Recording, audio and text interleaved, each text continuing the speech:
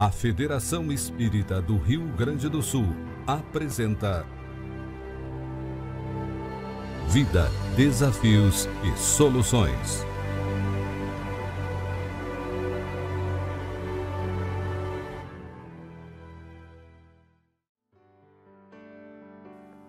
Olá, sejam bem-vindos ao Vida, Desafios e Soluções.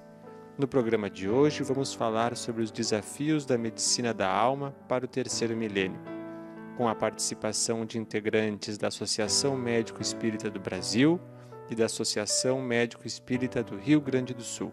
Confira!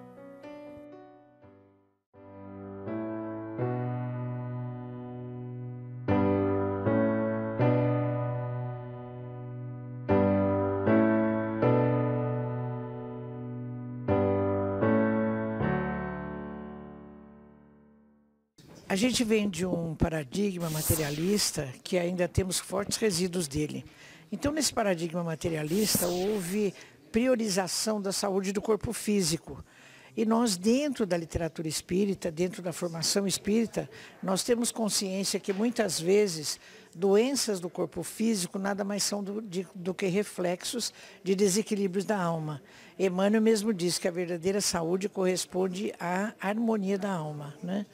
Então, o conhecimento da espiritualidade, ou seja, de busca de transcendência, de exercício de valores morais, ele vai contribuir para que o ser humano harmonize a sua saúde mental e, consequentemente, a sua saúde do corpo físico. Na verdade, essas questões já estão integradas, né? Porque o ser humano integral pressupõe as questões espirituais, né, estejam contempladas nisso. É muito importante que isso venha à tona na academia, justamente por a identificação que ainda existe com o cientificismo materialista, né? Que na verdade não é sinônimo de ciência, mas uma tese metafísica, né? Que é matéria mais de crença e de ideologia do que de ciência propriamente dita.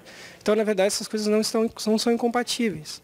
Elas se baseiam em um sistema de crenças próprios que deve ser ampliado, né, e respeitado, né?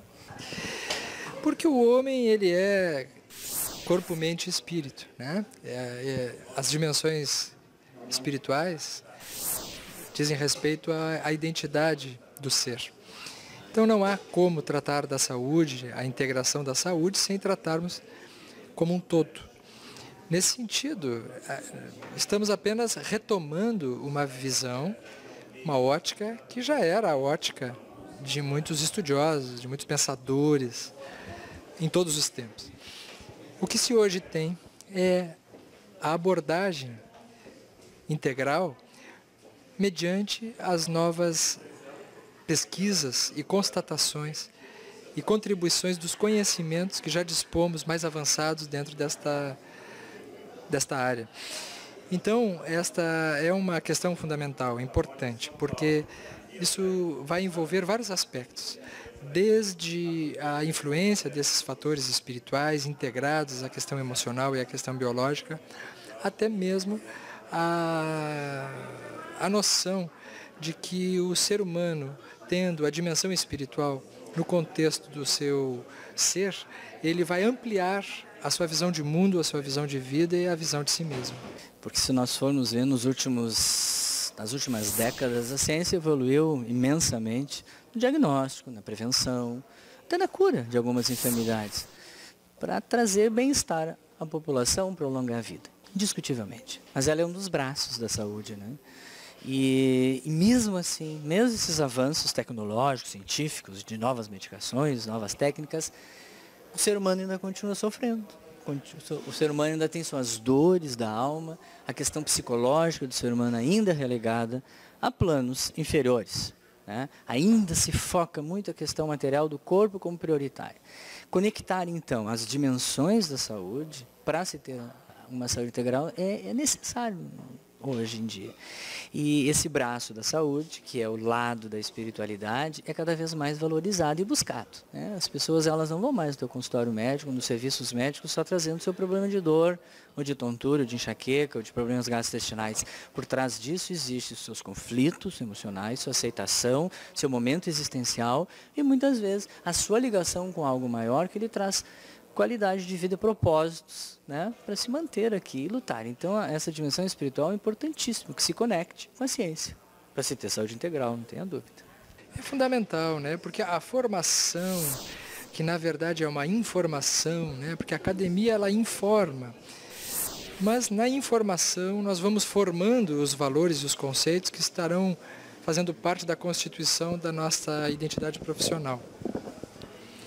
Então a espiritualidade, na medida em que ela é abordada dentro da academia, sem pruridos e sem temores, o que é o mais importante, ela pode somar, ela pode ampliar a visão e os conceitos que são muito superficiais ou muito limitados e limitantes da visão apenas materialista.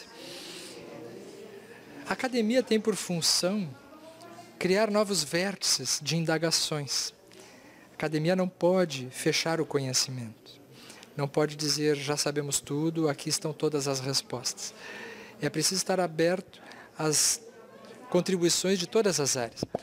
E a espiritualidade, dentro do campo da religiosidade também, é um constituinte da esfera humana em todos os tempos. Então, independente da conotação que se queira dar de espiritualidade ou do aspecto religioso que se queira dar, esta é uma dimensão que não pode ser negligenciada. Negligenciar a espiritualidade seria como esquecer um órgão. A grosso modo, fazendo uma análise grosseira, vamos estudar o ser humano sem o seu estômago, vamos estudar o ser humano sem seu pulmão, vamos estudar o ser humano sem o seu fígado, vamos estudar o ser humano sem espiritualidade. Querendo dizer com isso o seguinte, é tirar uma parte do ser. Então, integrar a espiritualidade é integrar uma parte do ser. Se ela não estiver presente, inúmeras respostas, inúmeras questões estarão sem questionamento e sem reflexão também. Passa pelo entendimento primeiro dessas questões que são de ordem filosófica, para depois poder se entrar na questão de evidência propriamente dita, né? Então, o primeiro é se desfazer certos mitos, né, que associam as questões espirituais a crendices, fora do razoável, né? Enquanto que, na verdade, tem muita razão por trás disso e que precisa ser abordado de uma maneira mais ampla. Também a gente vem vindo da superação de resíduos desse paradigma materialista. Mas dentro do meio acadêmico nós já temos bastante insinuada essa inserção do paradigma espiritualista também. Não com nenhum símbolo religioso, com nenhuma conotação religiosa, né? Porque a academia é completamente refratária à conotação religiosa. Mas dentro desse patamar de espiritualidade, como busca de transcendência, busca de patamares éticos cada vez mais elaborados. Então, a academia ela está se abrindo aos poucos para esse modelo e vai ser muito beneficiada por ele. Sem sombra de dúvidas, né? Eu tenho na minha ficha de primeira consulta 2 perguntas que eu faço. Eu pergunto primeiro se o paciente tem algum credo, alguma crença, essa é importante na sua vida. Ele vai responder sim ou não, se ela tem significado, se a partir daí ele busca propósitos e ela é importante na sua vida. Isso muitos médicos estão adotando. Eu vejo, sempre vou procurar lá na ficha que respostas eles dão. A imensa maioria das pessoas colocam sim. A fé que tem, a crença que professam, a espiritualidade que tem, as ajuda a trazer propósito e significado nos seus momentos os mais diversos, né? E eu vejo isso, assim, muitas das vezes como uma forma de conseguir que aquela pessoa que chega até ti com problemas físicos, com limitações as mais diversas, consiga ver a saúde como um bem imenso para si. E ela pode, através do seu credo, do que ela crê, seja católico, evangélico, espírita, umbandista, não importa. Se ela internaliza, né, as virtudes e a essência da sua fé na sua vida, ela vai valorizar a sua vida. Ela vai tentar cuidar-se mais, né, prevenir-se dentro do possível, fazer suas consultas regulares, fazer os exames, ter uma qualidade de vida melhor. Então, a fé é mais uma das dimensões importantes da saúde e mais uma das ferramentas da qualidade de vida que a Organização Mundial da Saúde apregoa. A qualidade de vida não é apenas o bem-estar físico. Se tu tem tua roupa, uma boa saúde física, teu carro, tu tá bem? Será que isso é suficiente para te definir que tu é uma pessoa saudável, que tu tenhas bem-estar? Claro que não. Tu precisa de ter uma pessoa... precisa ter uma dimensão social adequada, ter os teus vínculos, mentalmente tem que estar adaptado para a tua mudança, para o teu status de saúde, principalmente com o envelhecimento, e espiritualmente tu precisa desse fundamento de que ou a vida continua, ou depende do que tu crês, tu sabe que é importante esse bem inalienável que tu tens, que é a vida. Então é importantíssimo, eu aconselho, e tenho assim, a maior parte dos meus pacientes chegam a mim sabendo que eu sou médico espírita, como eu sou geriatra, eu lido com envelhecimento, isso já é, claro, que acaba tendo vamos dizer assim, uma amostra viciada, entre aspas, mas as pessoas em si, o leigo, o paciente, ele precisa cada vez mais que o médico atrás do seu balcãozinho, da sua escrivaninha, não apenas só aborde a questão física dele, mas que também abra, né, um canal de diálogo com outras dimensões que são importantes. E não há dúvida que a questão espiritual, ela ajuda a pessoa a promover uma melhor qualidade de vida. É importantíssimo que se faça essa conexão no consultório também, no hospital, por que não? O programa Vida, Desafios e Soluções faz uma parada, mas depois do intervalo voltamos com mais atrações preparadas para você. Vida, Desafios e Soluções.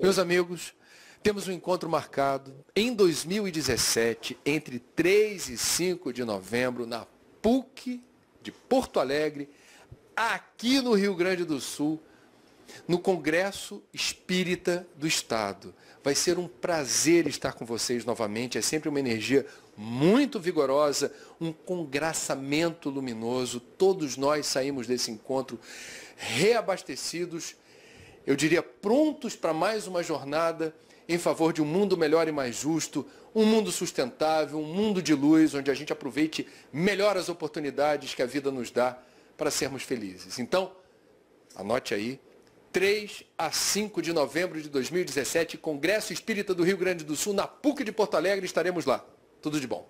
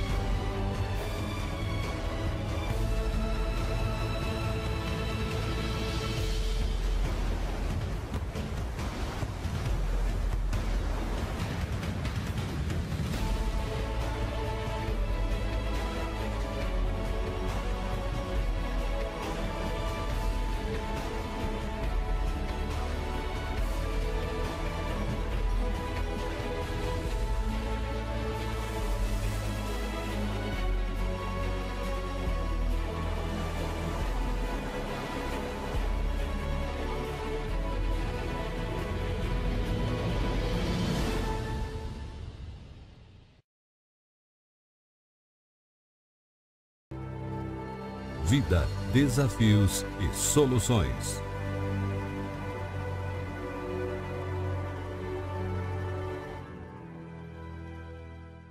Tem que se tomar um certo cuidado com isso, né? Porque as práticas espirituais que se chamam práticas espirituais são os atendimentos, são os recursos da medicina complementar, da área complementar médico-espírita, por exemplo, ou de terapêuticas complementares nas práticas espiritualistas.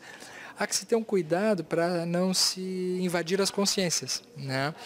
O que se pode recomendar é que o indivíduo, a partir das suas crenças e da sua esfera de interesse, de ação, daquilo que constitui o seu campo de interesses, ele possa utilizar-se deste valor também.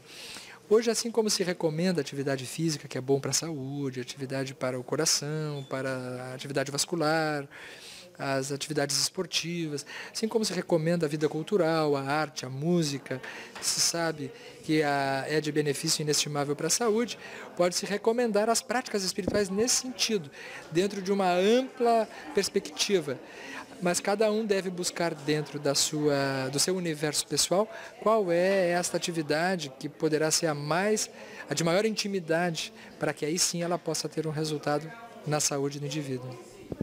Justamente voltando àquela questão inicial, né, é porque a espiritualidade faz parte do ser humano integral e todos nós temos nosso próprio sistema de crenças e valores que tem que ser respeitado e contemplado dentro de uma visão mais ampla e não desqualificado como uma coisa irrelevante ou em segundo plano, né? Na verdade tem que ser trazido essa questão, né, dentro da importância que ela tem para a saúde como um todo, né?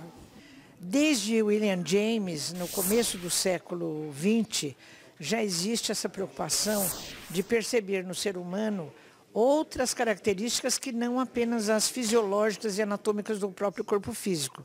Então, William James recomendava que no exercício da medicina, e hoje nós podemos dizer em todas as áreas da saúde, é imprescindível que se leve em conta as crenças, a fé do indivíduo, as suas superstições, enfim, todos esses outros aspectos da sua personalidade. Então, vale a pena hoje, sim, o profissional de saúde respeitar no seu paciente e até estimular no seu paciente a vivência desses aspectos quando ele tem um coping positivo, né? Quando ele busca mecanismos de melhoria da saúde mental e física do paciente.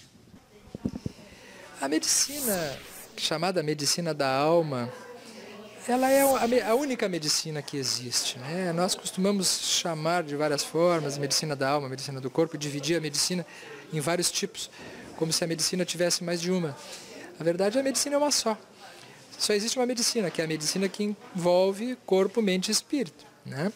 Então, a medicina chamada medicina da alma, no terceiro milênio, o convite é que ela possa estar integrada à medicina como um todo, onde os aspectos biológicos sejam recomendados, sejam utilizados, os progressos da ciência nesse campo da biologia, da área médica, continuem avançando e acontecendo como já vem se dando, os conhecimentos psicológicos e emocionais de todas as áreas, de todas as vertentes, continuando a ser integrantes para que o indivíduo se perceba também dentro do conforto da sua mente, e também a questão da sua espiritualidade, que é a sua terceira força natural e que precisa integradamente funcionar dentro do âmbito da sua dinâmica integral como ser.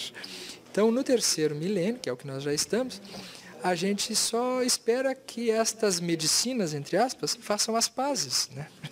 Porque todas elas são uma mesma medicina, que precisam andar no mesmo compasso de sincronia para que haja harmonia, a perfeita harmonia da alma, que esta é a verdadeira saúde que todos desejamos. Acho que o principal desafio é vencer o preconceito ainda existente na academia, que é decorrente da identificação com o cientificismo como sinônimo de ciência, e que na verdade não é, né? Na verdade é uma identificação com certos pressupostos, como eu falei antes, né? Ideológicos, metafísicos, que devem ser desligados assim, da visão científica, que na verdade é neutra, né? A ciência, na verdade, ela estuda o mundo natural. Quando a gente classifica alguma coisa como não estando na natureza, como sobrenatural, ela deixa de ser abordada pela ciência. Mas, na verdade, isso é uma forma de desqualificar alguma ideia simplesmente para não estudá-la. no momento que traz isso de volta ao mundo natural, né, porque o sobrenatural não existe, porque tudo está na natureza, né, nós podemos trabalhar isso dentro da academia sem qualquer problema. É justamente esse, é de confrontar o paradigma materialista e vencê-lo. O paradigma materialista, todos nós estamos vendo que ele está nos estertores finais, né? Ele não se sustenta mais, porque ele não dá respostas satisfatórias para todas as nossas perguntas, enquanto experiência humana. Então, o desafio é vencer as barreiras que ainda existem dentro do meio acadêmico, porque é através do exercício na ciência que nós vamos acoplar a espiritualidade em todas as repercussões da própria ciência e dos ramos do conhecimento. Todo o conhecimento do ser humano e todos os reflexos na sua vivência serão beneficiados com essa introdução do paradigma da espiritualidade no meio acadêmico.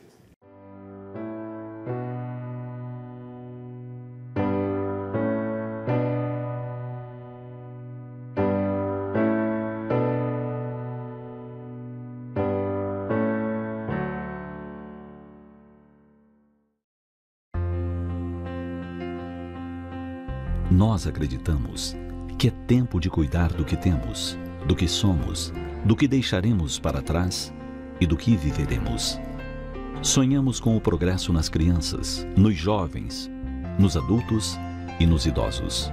Assumimos a responsabilidade de preparar e educar as futuras gerações, sem jamais esquecer de quem nos trouxe até aqui.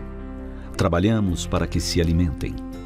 Reunimos recursos para que sejam incluídos, para que façam parte da família e da sociedade. Cuidamos para que sejam saudáveis, que tenham atendimento médico e odontológico nos hospitais e nas fazendas de reabilitação. Fazemos questão de manter os canais de comunicação como um poderoso aliado.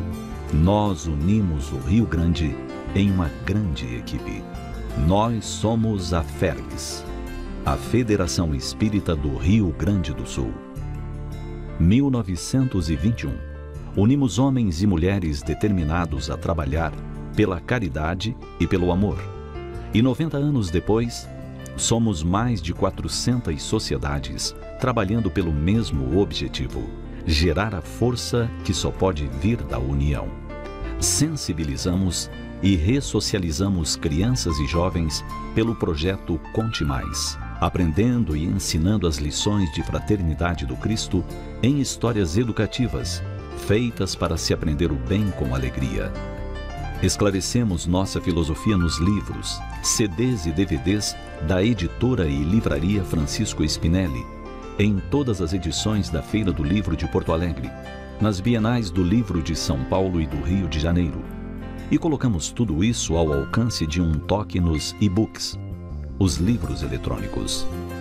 Informamos todas as nossas atividades e diretrizes desde 1934 pela revista A Reencarnação e desde 1995 pelo jornal Diálogo Espírita, difundindo seus conteúdos online pelo portal fergs.org.br.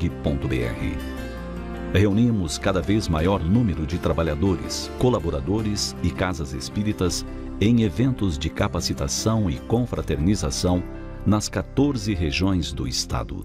Dialogamos com o jovem sobre suas questões e preparamos as futuras gerações para a continuidade do nosso trabalho na Congergues, a Confraternização de Juventudes Espíritas do Rio Grande do Sul. E abrimos todas as portas do nosso trabalho nos Congressos Espíritas do Rio Grande do Sul. Reunimos milhares de pessoas em busca de esclarecimento, orientação e consolo, e promovemos o contato com especialistas e palestrantes de renome internacional. Somos um dos muitos pilares da FEB, a Federação Espírita Brasileira, presente em todo o Brasil através das federativas estaduais. Integrando o SEI, o Conselho Espírita Internacional, que em dezenas de nações trabalha em prol do mesmo objetivo: conduzir o espírito imortal à felicidade advinda da fé raciocinada e inabalável no porvir, promovendo a paz, o progresso e disseminando a vivência do amor para todos os povos. Trabalhamos para reaproximar o homem de Deus, praticando a verdadeira caridade, abrigando a humanidade sob a árvore generosa do Espiritismo. Nós somos a FERGS, a Federação Espírita do Rio Grande do Sul. Acesse www.fergs.org.br e venha fazer parte desta família que trabalha unida pela felicidade humana e pela fraternidade universal. Visite o portal Fergs e a nossa página no Facebook e fique por dentro das principais notícias do movimento espírita. Vida, desafios e soluções.